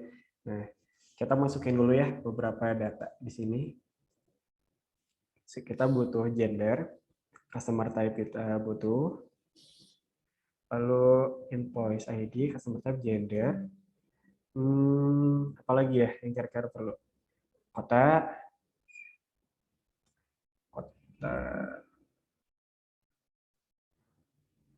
datanya di awal deh. Biasanya di awal itu date ya. Nah, ini kita buat table dulu aja teman-teman. Di sini invoice ID, gender, customer type, CFT, code-code kita hapus. Lalu kita apa ya? Tambahkan total aja. Nah, kita tambahin total lah. Ini sebenarnya nggak perlu lah. Ini dulu aja deh. Nah, coba yang pertama adalah berangkat dari pertanyaan. Yang tadi ya, ini ada kolom gender. Berarti kita ingin melihat perbandingan customer, female, dan male, atau perempuan dan laki-laki. Nah, teman-teman di sini ada add a chart, klik, lalu klik yang pie. Nah, nanti akan muncul seperti ini.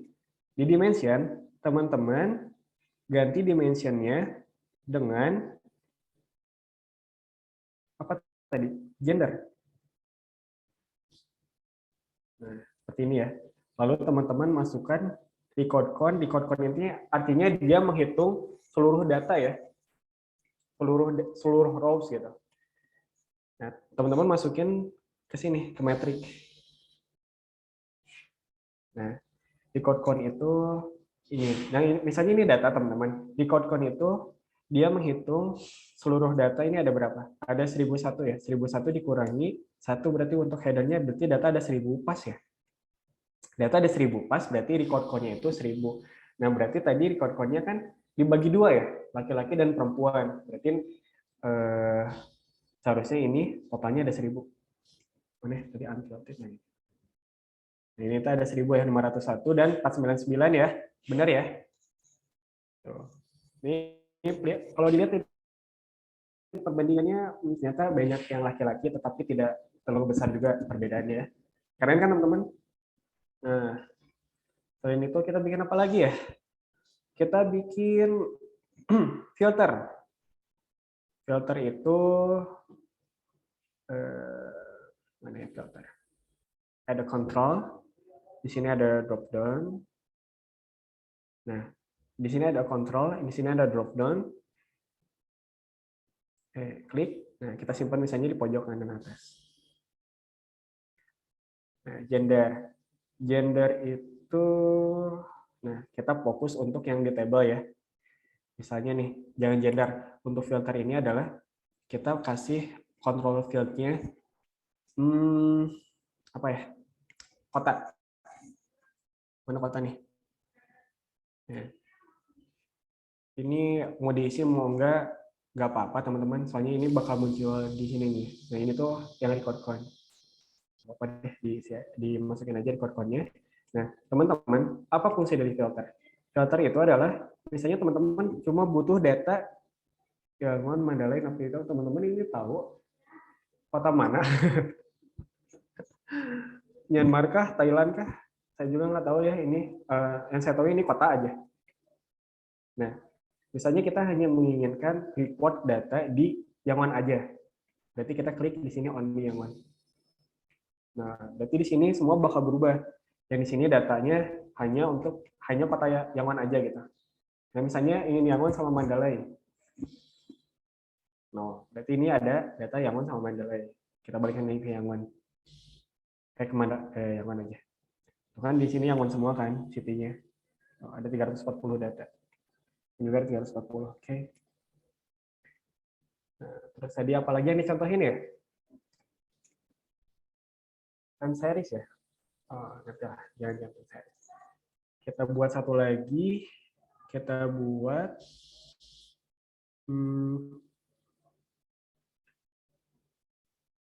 kota mana yang paling menguntungkan teman-teman. Nah ini ada dua ya, kita bisa pakai bar chart, tapi kalau 3 kategori saya masih suka buat pakai pie chart. Misalnya kita masukin kotanya, jangan kota deh. Tadi kota udah di ini ya, udah dibahas. Kita pakai cabang aja. Cabang, kita masukkan ke dimension. Cabang A, kenapa cabang A aja? Karena ada di yang mana, ini kita lepas dulu. Kita masukin dulu semuanya. Ya. Cabang mana yang apa tuh namanya yang paling menguntungkan gitu. Total, kita masukin totalnya di metrik. Nah kayak gini ya. Kita bisa lihat cabang mana nih? Cabang C, tapi tidak terlalu jauh juga ya. Tidak terlalu jauh. Perbedaannya tidak terlalu jauh. Lalu misalnya teman-teman kan di sini total ini kan sebenarnya itu mata uang ya. Mata uang. Kita anggap aja ini tuh Indonesia ya. Indonesia tuh misalnya nambah kota gitu, nggak tahu di mana lah itu. Tapi ada kota Naypyidaw, Yangon sama Mandalay. Jadi kita si currency-nya tuh atau mata uangnya tuh pakai yang rupiah ya. Nah, teman-teman klik di sini di metriknya. Ini kan yang total ya. Klik di metrik. Nah, di sini masukin currency-nya nih, ini banyak ya. Kita pakai Indonesia dulu aja. Di sini ada IDR. Nah, ini jadi rupiah. Nah, itu ya.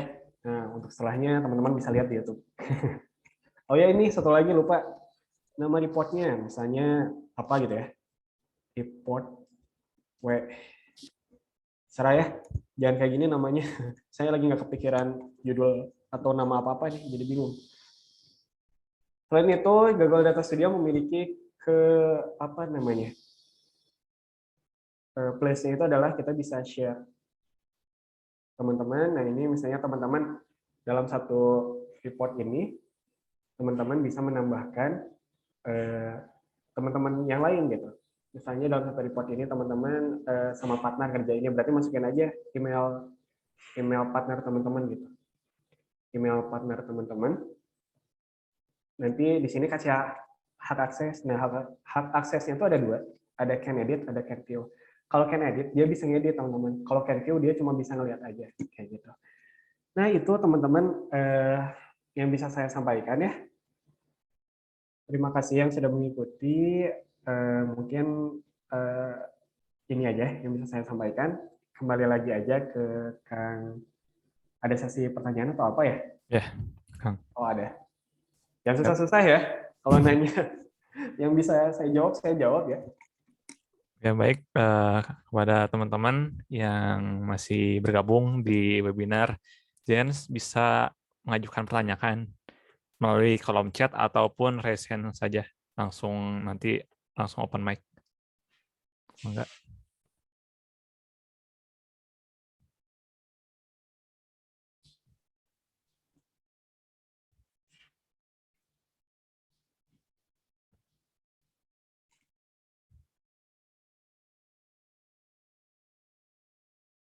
Belum ada yang nanya kayaknya. Udah paham ya. Atau udah pada jelas atau pusing tadi. Coba itunya. Oh, ini ada nih di Ada. ini. Izin bertanya, perbedaan menggunakan SQL sama Excel apa ya? Oke, mau ditambung dulu. Langsung jawab aja. Langsung jawab aja. Jadi perbedaannya yang pertama adalah tempat penyimpanan datanya. Ya, kalau SQL berarti di database SQL. Nah, database SQL ini banyak. Ada tadi ya, ada MySQL, ada Postgre. Nah, saya perlihatkan. PostgreSQL.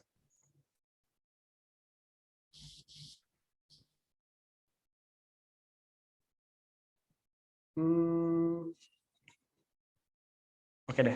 Saya tuh tadi mau buka database tapi nggak bisa. Jadi intinya adalah itu tadi SQL itu dia adalah suatu database ya. Database relational namanya. Relational itu berarti database yang berelasi.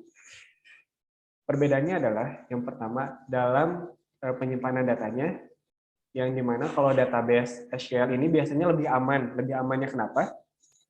Karena ketika kita mengakses ke database SQL ini, ada IP-nya, ada username, ada password, ada portnya, dan lain-lain gitu. Ada SSL-nya juga. Jadi ketika kita ingin mengakses ke database SQL, itu tuh ada tahapan lagi gitu. Nggak semudah Excel. Kalau Excel kan sebenarnya tadi tinggal di upload ya. Kalau ke Postgre atau MySQL itu kita harus punya hak aksesnya dulu gitu. Hak akses ini adalah ya tadi kita harus masukin dulu port. Mungkin saya lihat ini Google Data Studio-nya ya. Kayak gimana formnya. Kayak gini nih. Boleh, Kang. Coba kita lihat ya. Create data source. Nah, MySQL.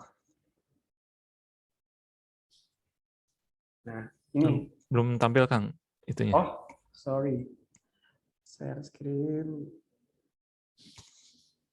Ada sekarang? Ya, ada. Nah, kalau MySQL, kita lihatin lagi dari sini. Nah, kalau MySQL, dia dari kita ngaksesnya juga,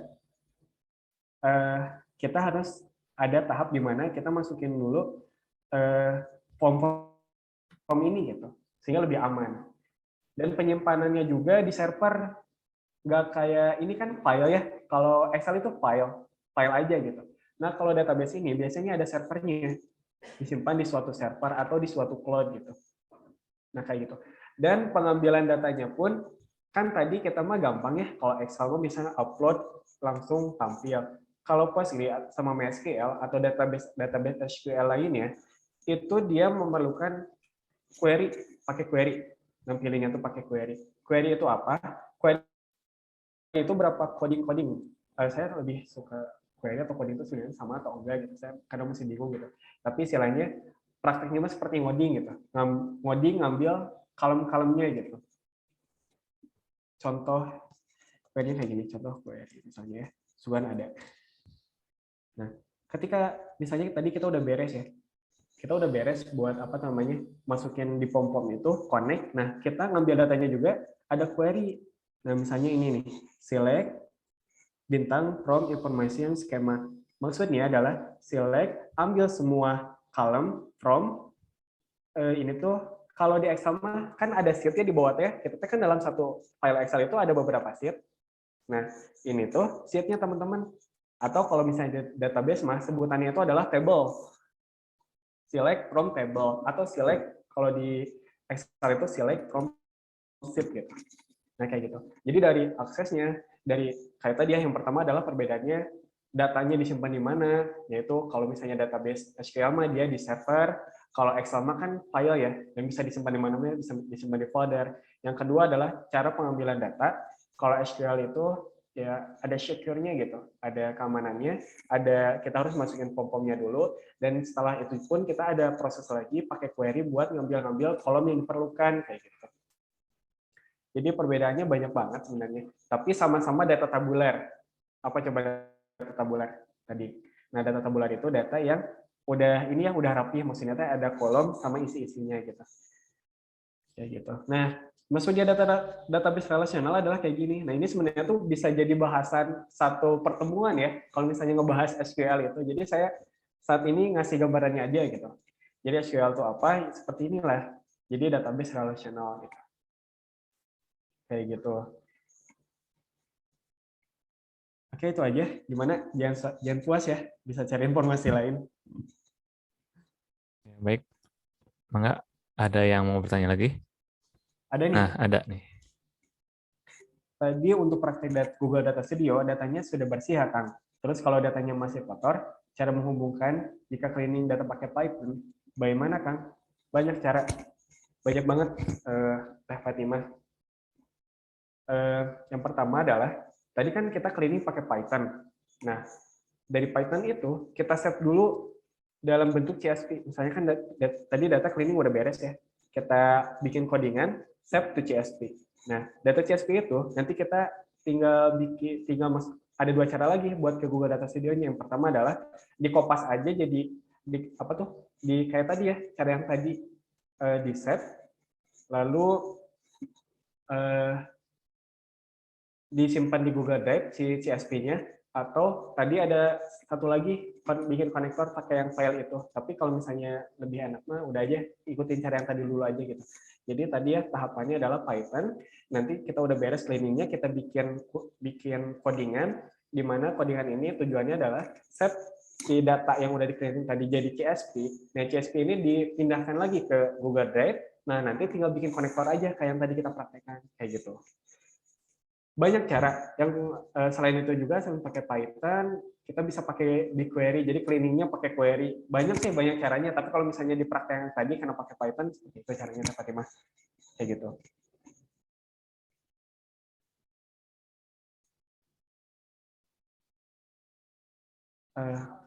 Ada lagi ya? Oh, siap-siap. Sama-sama dapat Mas. Jangan puas ya dapat Mas. Bisa cari informasi lainnya. Lalu ini ada, maaf kan mau bertanya. Kalau kita mau buat database pribadi si penerima manfaat dalam penyaluran zakat misalnya yang paling recommended, bagusnya pakai platform apa ya, Kang? Nah, kalau misalnya yang pertama adalah dalam kita memikirkan data mau disimpan di mana itu adalah kompleksitas datanya dan banyak datanya. Kalau misalnya datanya nggak lebih dari 10.000 ya, kalau saya patokannya 10.000.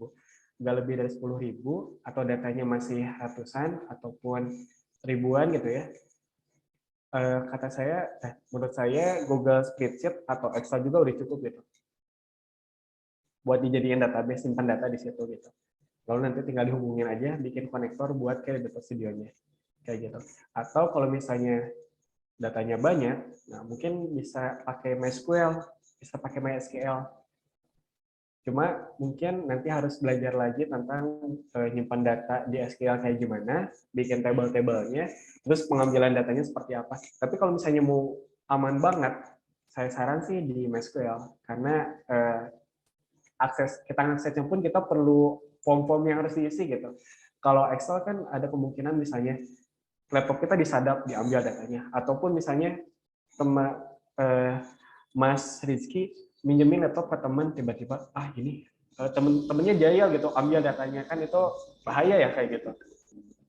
Tapi kalau misalnya datanya sedikit, masih dalam ribuan-ribuan, 10.000 sih masih bisa lah, 9.000, 10.000 masih bisa buat disimpan di Excel. Tapi kalau misalnya jangan 10.000 deh, 10.000 kayaknya masih sedikit ya. Excel masih bisa ke handle, Google Spreadsheet juga masih bisa ke handle. Ratusan ribu, kalau udah ratusan ribu, udah aja pakai MySQL. Tapi kalau misalnya masih ribuan, puluhan ribu, itu bisa pakai Excel juga masih ke handle gitu.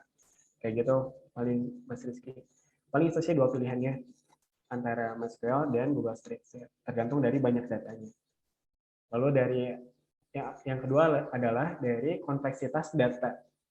Nah kan ini tuh kalau misalnya kita berbicara tentang SQL pastinya ada relasi. Nah ini sebenarnya kalau dibahas panjang banget ya, tapi intinya Mas Rizky mungkin yang kedua jangan jadi patokan, tapi sekarang mungkin lihat dulu aja dari banyaknya data gitu, banyaknya data. Nah itu mungkin saran dari saya Mas Rizky. Saya ada lagi? Enggak, yang mau bertanya masih ada waktu sekitar 15 menit belum mengakhiri Zens webinar. Bisa resen aja kalau mau langsung bertanya ataupun lewat chat.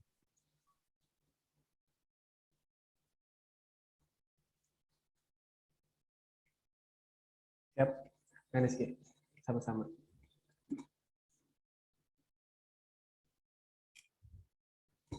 Oke teman-teman, barangkali ada yang mau komunikasi, kontak saya bisa di link-in aja ya. Jadi teman-teman juga kalau bisa pada bikin LinkedIn gitu. Di sini yang pertama banyak lowongan kerja, banyak informasi-informasi. Misalnya teman-teman nanti klik aja pencarian, misalnya data gitu. Nanti banyak orang-orang profesional yang ngepost misalnya apa tuh ilmu-ilmu tentang data. Nah kayak gini. Siap Pak Gusman, sama-sama. Ya, itu link saya teman-teman, bisa berteman aja di LinkedIn. Ya.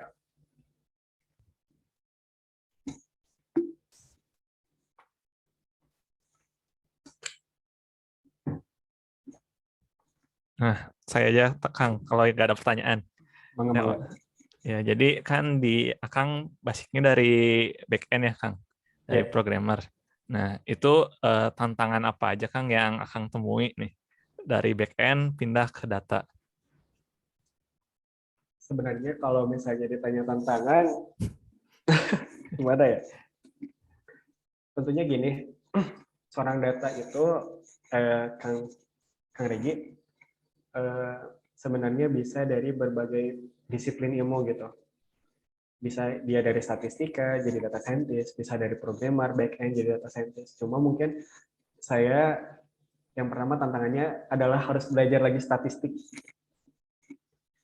Saya nyesal kuliah nggak serius statistik. Jadi belajar pada saat itu ujian beres ke sana lupa lagi ambil statistik. Tapi saya ngerasain apa tuh namanya sebenarnya penting itu ilmu di perkuliahan itu sebenarnya bakal pada kepake gara sok aja teman-teman. Jadi jangan sia-siakan kuliah ya, karena saya juga mikir misalnya ketika kuliah gitu, ini tuh dipakai nggak ya, misalnya kalkulus dipakai nggak ya ke depan misalnya buat apa gitu. Ternyata kesini machine learning salah satu inilah ilmu yang harus dikuasai oleh data scientist. Itu beberapa model itu isinya kayak hitung-hitungan kalkulus gitu. Kayak gitu. Nah, mungkin tantangannya dari backend karena fokusnya kan kalau backend itu lebih ke logic, database. Saya harus belajar lagi tentang ilmu statistik dan mungkin karena kan berbagai perusahaan ya yang saya tangani teh, misalnya ada perusahaan di bidang ini, bidang itu, bidang ini. Nah, harus mempelajari business knowledge-nya. Karena tiap-tiap perusahaan beda apa tuh pengaplikasiannya gitu. Kayak gitu sih kalau dari saya. Ini bukan back end aja, saya tuh dulu Android. Cuma nggak tahu ini tuh tiba-tiba data aja. Dan senang sih sekarang di data, lebih menikmati. Kayak gitu. Ya, baik teman-teman. Gimana? Ada yang mau bertanya lagi nggak? Oh, ada ini. Ada. Siap.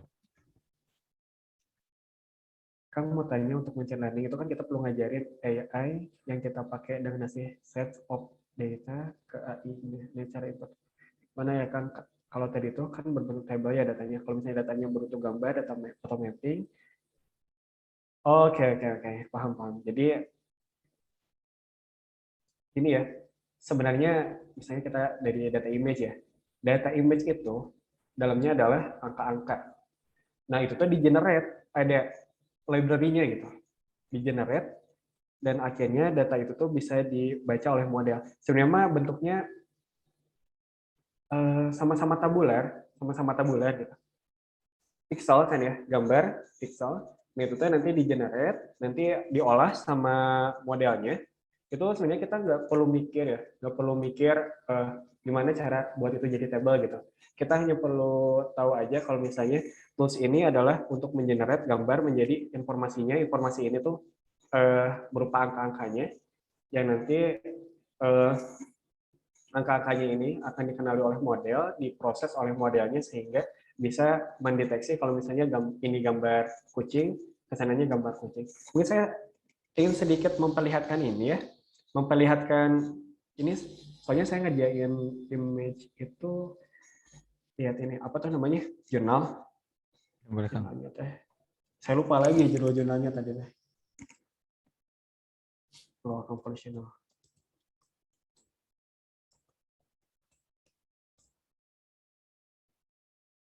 Oke.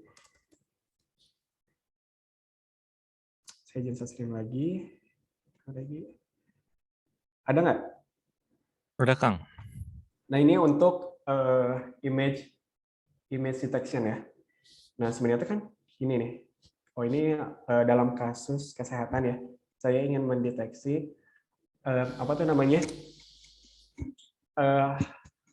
Orang yang terkena pneumonia dan orang yang normal gitu. Jadi klasifikasi ya antara normal sama pneumonia, dan pneumonia-nya itu seberat apa.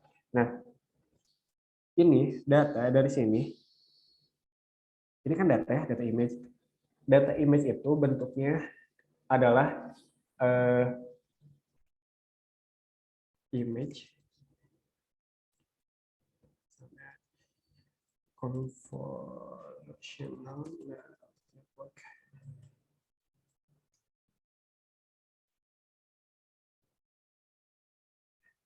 Mana ya? Nah, ini nih. Nah, dari gambar, si gambarnya di-generate gitu.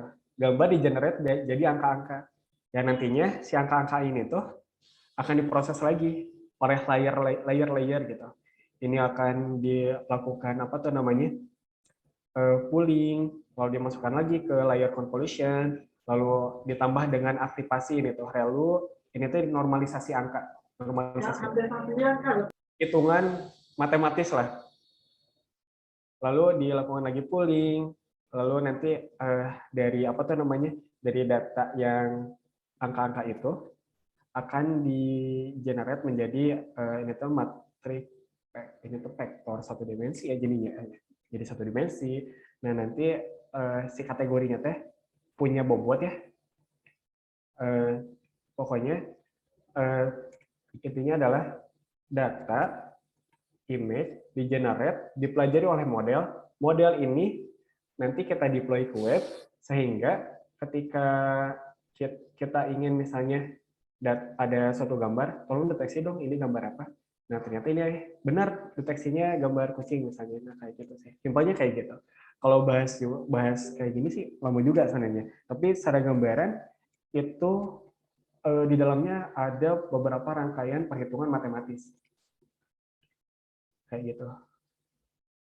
Jadi benar-benar matematis lah. Nah, kayak gitu. Mungkin kalau tadi Pak siapa ya?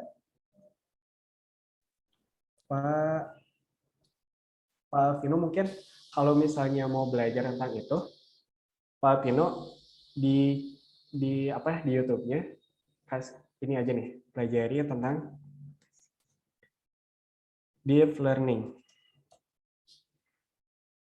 Nah, deep learning ini apa tuh namanya? Adalah proses apa tuh pembuatan modelnya. Ini adalah salah satu cabang dari machine learning ya, yang arahnya lebih ke data-data yang tidak struktur atau unstructured data, seperti gambar, image, audio, video, dan lain-lain kayak gitu. Itu mungkin Pak Pino jangan ini ya, jangan puas, cari lagi informasinya, itu yang saya pahami.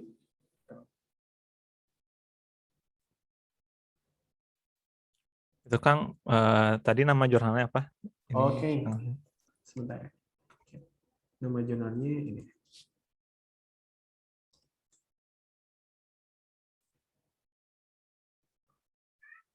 Oke, Pak Pino. Lanjut ya, Kang Regi. Ini ada pertanyaan lagi nih. Ya, enggak. Kang izin bertanya skill apa saja yang harus dimiliki oleh menjadi data analis. Oke. Yang harus dimiliki oleh data analis tadi ada ya di slide itu.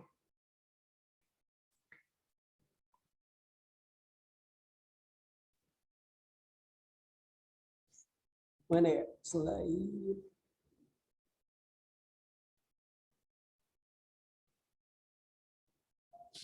Nah ini. Sebenarnya mah kalau misalnya siapa ya? Teh Ya. Diani. Ya. Kalau Teh Diani search di Google banyak versi ya. Ini mah versi saya gitu. Saya juga dapat dari Google tapi saya split lagi gitu. Jadi kalau standar saya sih ada 4. Yang pertama adalah minimal menguasai satu tool visualisasi data, mau itu yang code base atau yang drag and drop. Kayak tadi ya, yang code base itu apa? Yang ngoding gitu. Ngoding pakai Python misalnya. Jadi bikin visualisasi, tapi prosesnya ngoding dulu. Ada yang drag and drop yang tadi kita praktekin, yang Google Data Studio. Yang kedua adalah berpikir kritis dan rasa ingin tahu yang tinggi. Jadi ketika melihat data langsung tertarik gitu. Wah, data nih. Di data ini kira-kira kita bisa ambil insight apa aja dan kita bisa membuat teknologi apa nih dari data ini. Lalu yang ketiga adalah statistik. Ini sangat penting banget. Jangan takut ya, jangan takut. Sekarang mau switch career ke data. Tapi statistik saya lupa lagi gitu statistik. Itu bisa dipelajari teman-teman. Dan sebenarnya mah bukan masalah bisa atau enggak, tapi dia mau atau enggak gitu. Jadi diniatkan dulu aja, lalu lakukan. Nah, yang terakhir adalah menganalisa, menyajikan dan menginterpretasi data. Jadi kan data-data udah beres nih divisualisasikan. Nah, tadi ini harus bisa menginterpretasikan data kepada audiens semenarik mungkin gitu. Sehingga yang pertama tujuannya itu adalah audiens yang paham dan audiensnya sangat tertarik untuk mengikuti pembicaraan atau pembahasan tentang informasi yang Teh Diani ini sampaikan kayak gitu. Itu Teh Diani.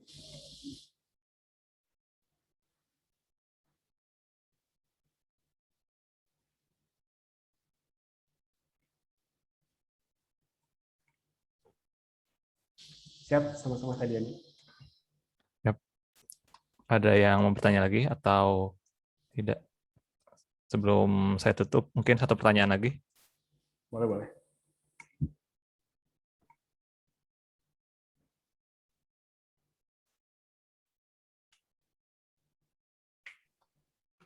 Nah, ada lagi Kang, dari Aziz Fikri. Kang izin bertanya, kalau sebagai data analis, software apa aja yang digunakan oleh data analis? Banyak banget. Yang pertama untuk cleaning data, tadi ya yang kita bahas. Jadi ini juga bisa ya, bukan tidak terbatas data scientist atau data analis ya. Mungkin data analis juga bisa sampai cleaningnya pakai Python gitu, nggak pakai Excel. Nah, software apa aja? Ini software yang ada satu lagi MATLAB. Nah itu mah data analis banget gitu.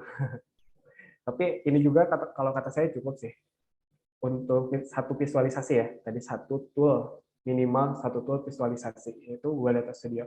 Kalau cleaning bisa mungkin pakai Excel biasa, misalnya kayak tadi ya laki-laki cowok. Yang cowok itu harus kita ubahkan jadi laki-laki gitu. Penulisannya. Itu kan bisa pakai fitur replace kan kalau di Excel ya. Bisa pakai replace. Nah, kayak gitu. Jadi minimal tadi satu tool visualisasi. Selain itu tadi ya, berarti untuk data analis adalah buat cleaning datanya pakai apa. Tadi bisa pakai Excel atau misalnya coding pakai Python. Lalu misalnya visualisasinya pakai apa? Pakai Google Data Studio, Tableau, dan lain-lain. Cuma kalau misalnya mau jadi data analis plus gitu ya, pakai Python. Karena dengan pakai Python itu saya ngerasa ya, analisis kita tuh bisa secara mendalam gitu. Karena banyak fitur-fitur, misalnya kayak analisis korelasi. Nah, di tools ini tuh belum ada. Korelasi itu misalnya melihat hubungan antara dua variabel.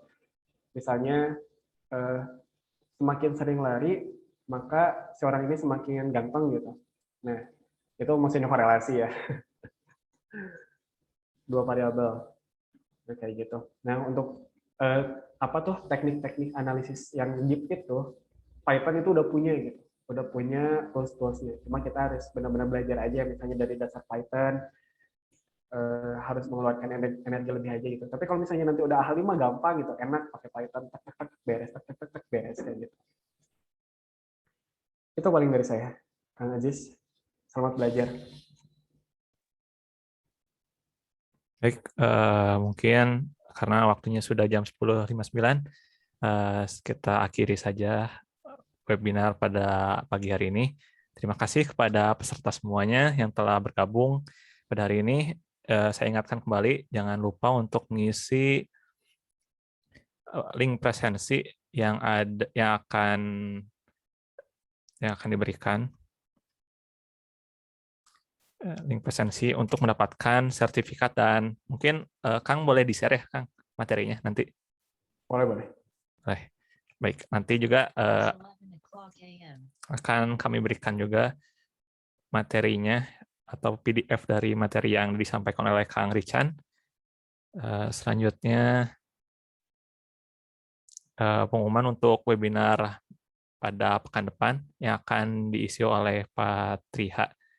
Untuk poster nanti akan kami post pada Instagram zens.tech pada hari Senin, dan untuk sertifikat dan materinya mungkin akan kami informasikan juga hari Senin.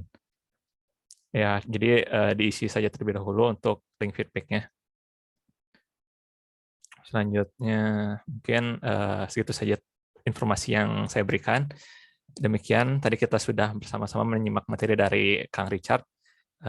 Semoga dengan materinya yang sudah diberikan dapat membuat wawasan kita bertambah, menjadi ilmu yang bermanfaat, dan yang lebih penting lagi, kita bisa mengamalkannya agar dapat bermanfaat juga di kehidupan kita. Baik, kita sudah ada di penghujung acara. Sebelumnya saya akan menginformasikan juga yang tadi disampaikan, apabila ingin terkoneksi bersama Kang Richard bisa melalui linkedin.com/in/Ricky Hidayatullah yang tadi udah di-share ya sama Kang Ricky. Bisa di-connect saja teman-teman. Yang belum punya LinkedIn mungkin bisa juga daftar dulu dan connect, karena di sana banyak informasi-informasi yang penting juga ya Kang. Dari pekerjaan, webinar juga ada di sana, dan info-info lain penting, info pentingnya. Jadi dimanfaatkan platformnya. Mungkin kita akhiri materi Zens webinar kita dengan bacaan hamdalah bersama-sama. Alhamdulillahirabbil alamin. Istighfar 9 kali, astagfirullahaladzim. Dan doa kafaratul majelis. Subhanakallahumma wa bihamdika. Ya, kami bersama kru undur diri. Terima kasih atas waktunya, Kang Richan dan teman-teman. Selamat menjalani aktivitas lagi. Wassalamualaikum warahmatullahi wabarakatuh. Assalamualaikum warahmatullahi wabarakatuh. Hatur nuhun sadayana. Hatur nuhun, sehat selalu. Saya ya.